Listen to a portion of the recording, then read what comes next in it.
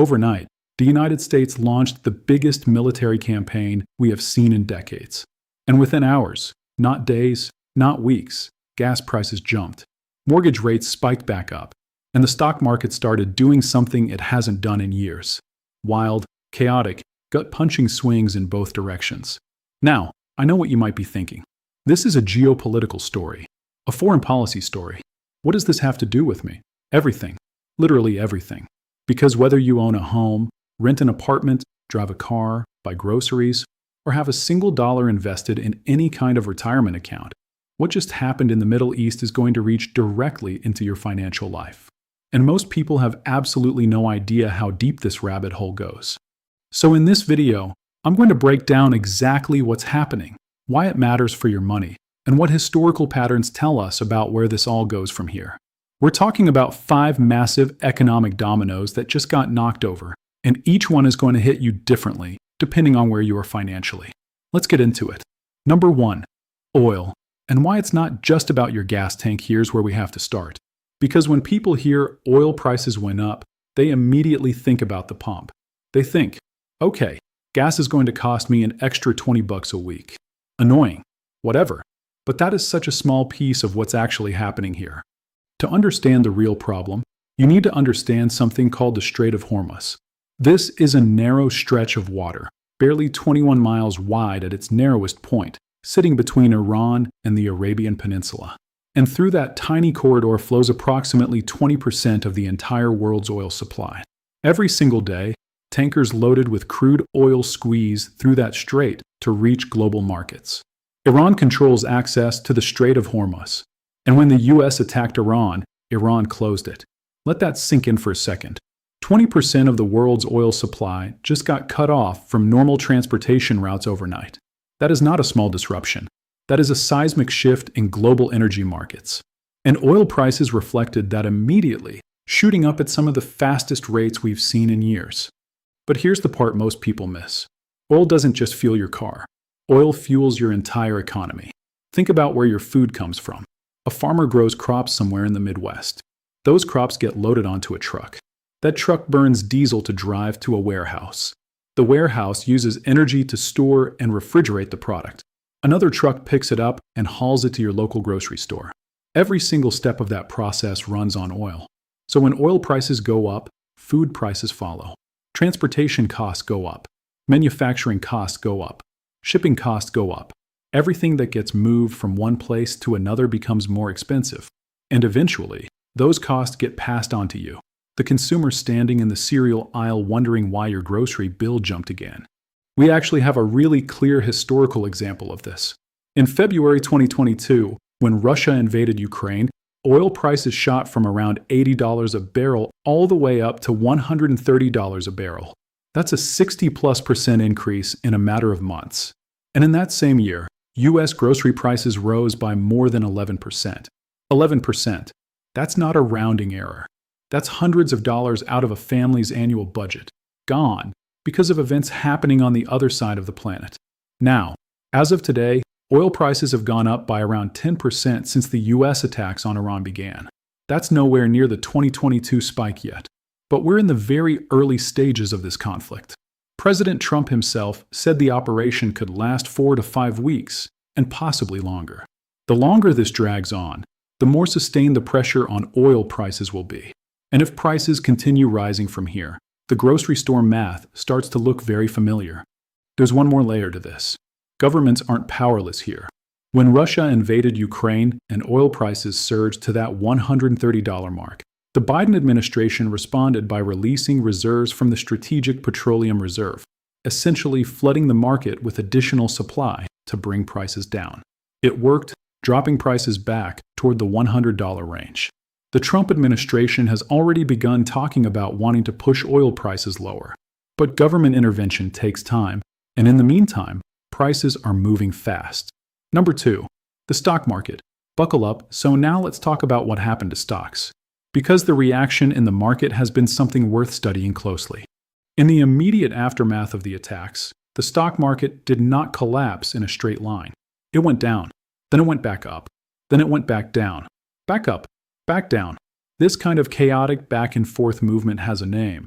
It's called volatility. And what we saw was the VIX, which is Wall Street's official fear index, spike hard. That index measures how much uncertainty investors are pricing into the market.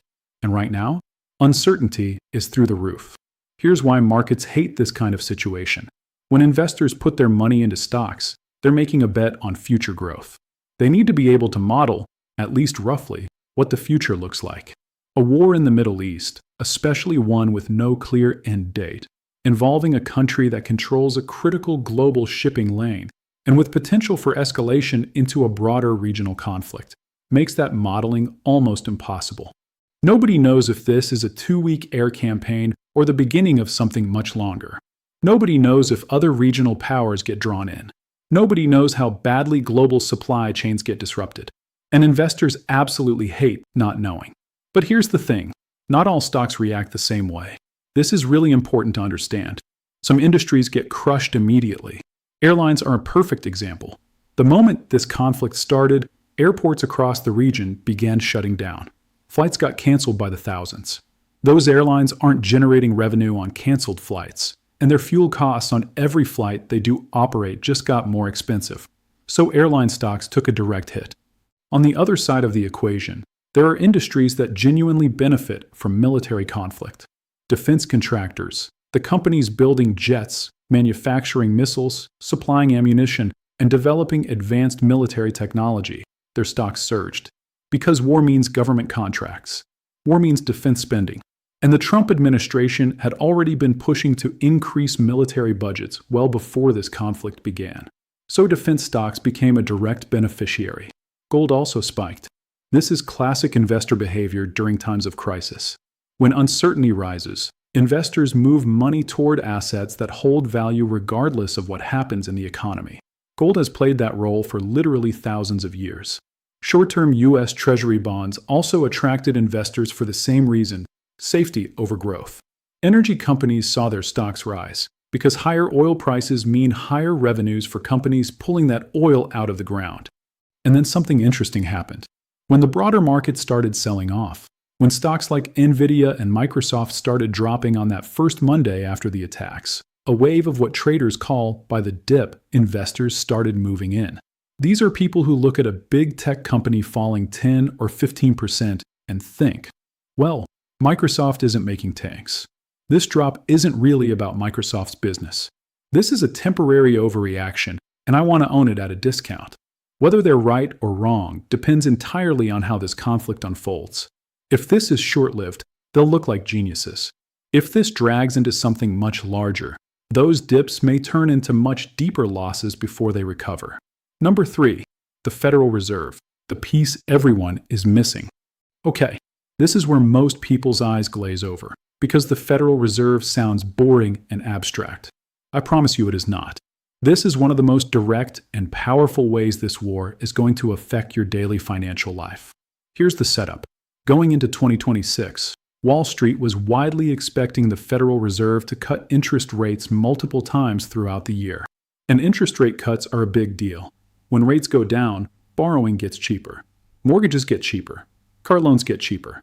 Credit card rates ease up. The entire cost of debt in America goes down, which gives consumers more spending power and typically pushes the economy forward. Wall Street was counting on those cuts. The housing market was counting on those cuts. Millions of people waiting to refinance or buy a home were counting on those cuts. After the attacks on Iran, Wall Street is now pricing in essentially zero interest rate cuts for the rest of 2026. Zero. Why? Here's the logic. The Federal Reserve's primary job, the thing that overrides almost everything else, is controlling inflation.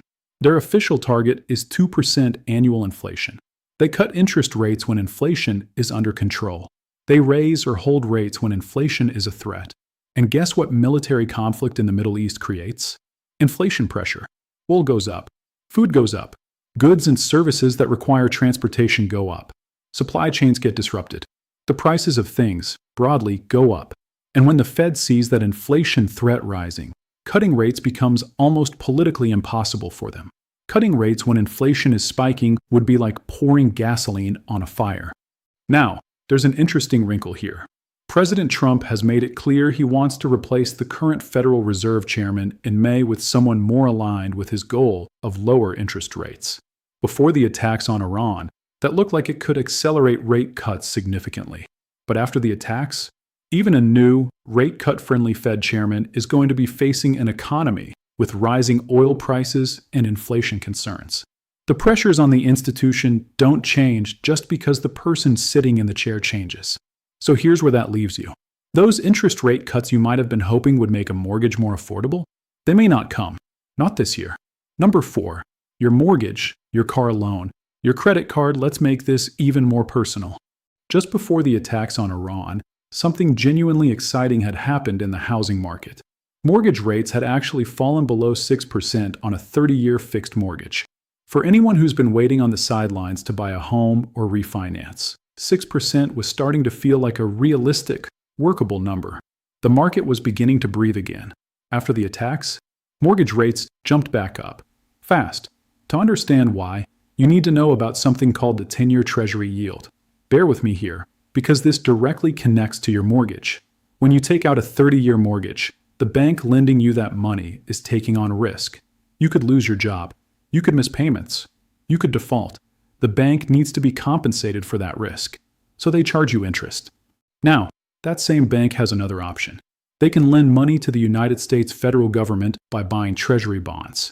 And the U.S. government is considered the safest borrower in the world because the government can always raise taxes or, in extreme cases, print money to pay its debts.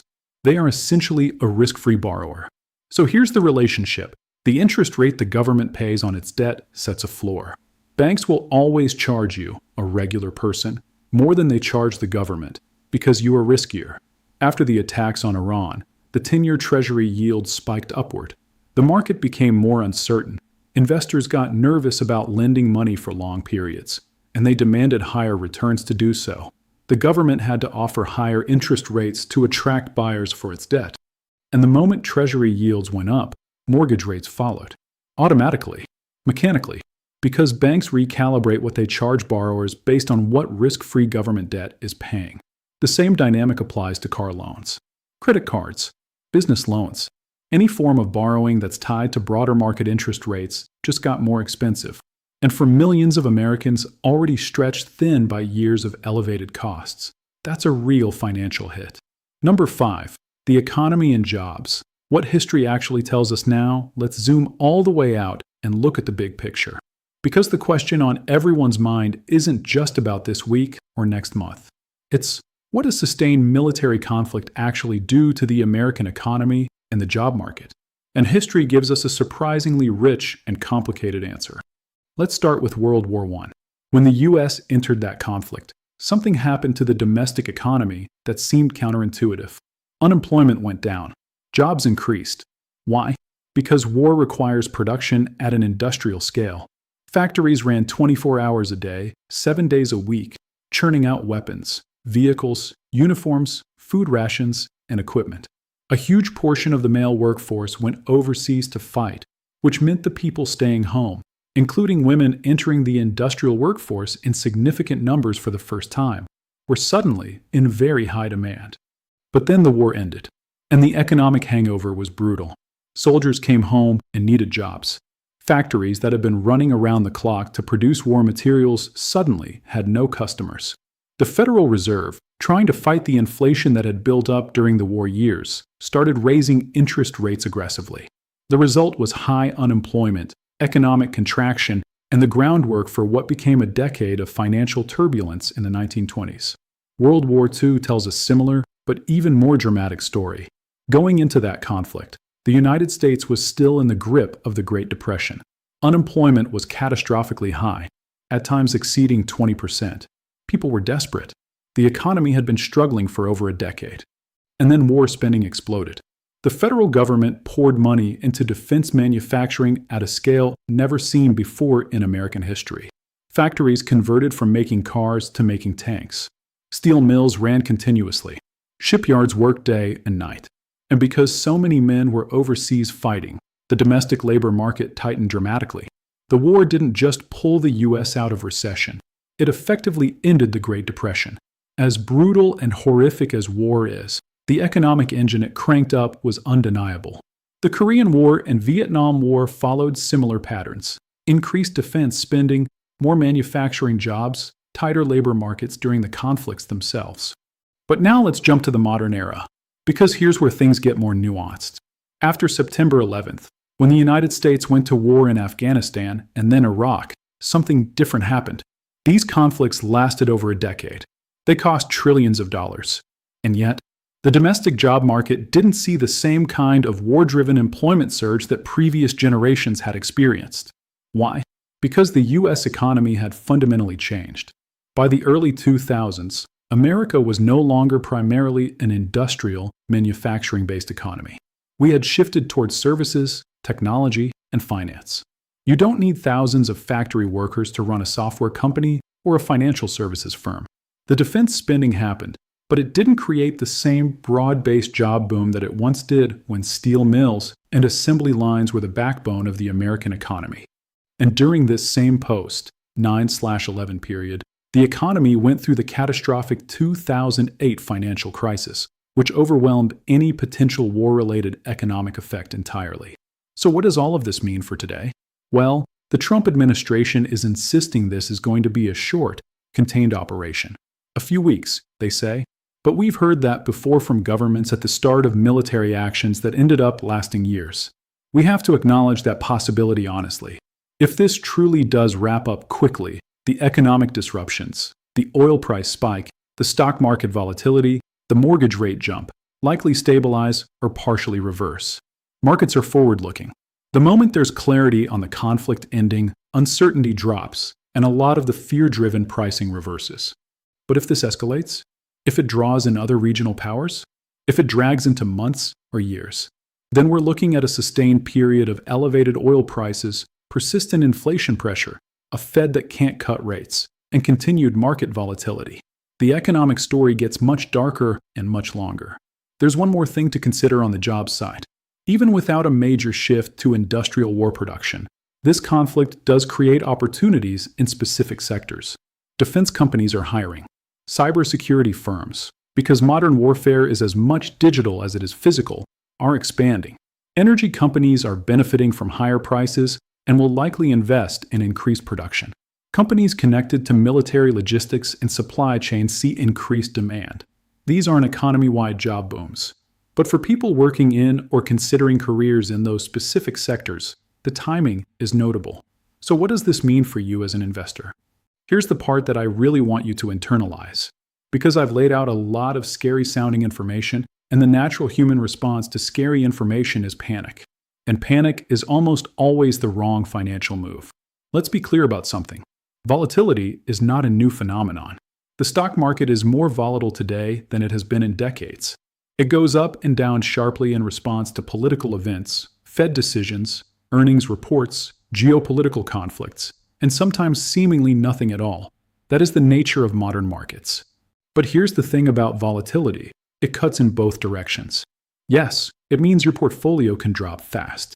But it also means prices can reach levels that represent genuine, legitimate buying opportunities.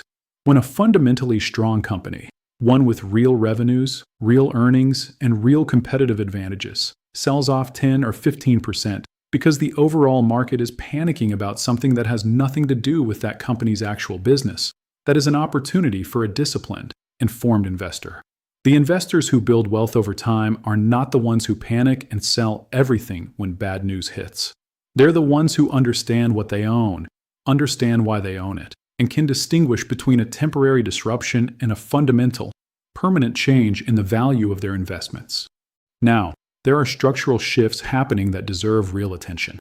If oil prices stay elevated for months, that's not just noise. That's a real inflation input that cascades through the entire economy. If the Federal Reserve is forced to hold rates higher for longer, that genuinely changes the math on real estate, on growth stocks, on bonds. If defense spending increases substantially and stays elevated, that's a real, durable tailwind for specific industries. These are the kinds of shifts you need to be paying attention to, not the day-to-day noise, the real, structural changes. Think about recessions for a moment. We have had recessions in this country roughly every 7 to 10 years throughout modern economic history. They are not anomalies. They are a feature of how economies work. Markets crash, economies contract, and then they recover.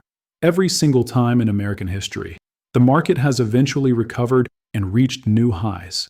The people who lost money permanently in those downturns were largely the people who panicked and sold at the bottom, who locked in their losses instead of riding through the recovery.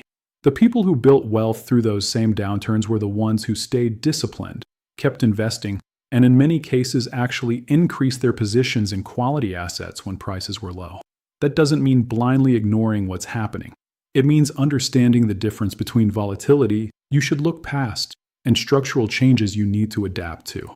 And right now, they are both happening simultaneously. Oil is up. Inflation pressure is rising. Rate cuts are likely off the table. Mortgage costs have climbed back up. Defense and energy sectors are outperforming. Tech stocks sold off, but attracted buyers quickly. The picture is complex. The story is still being written. Nobody, not Wall Street analysts, not government officials, not anyone, knows exactly how the situation in the Middle East resolves. What we do know is that it has already created a ripple effect across the global economy that will take months to fully understand and months more to fully work its way through financial markets. The financially intelligent response is not to panic. It's not to ignore what's happening either. It's to stay informed, understand the historical context of what you're seeing, and make decisions based on clear thinking rather than fear. Because the people who pay attention, who understand how these large-scale geopolitical events translate into economic shifts, who know which sectors benefit and which ones suffer, those are the people who find opportunity in chaos. And there is always opportunity, even in the most turbulent times, for the people who are prepared to see it. This is one of the most consequential economic moments we have seen in a very long time. 5 dominoes have already fallen: oil, stocks, the Federal Reserve, your borrowing costs, and the broader job market. Each one is connected. Each one feeds into the others. Pay attention, stay calm, and make sure you understand what's actually happening, not just the headlines. Because your financial future doesn't pause for geopolitics.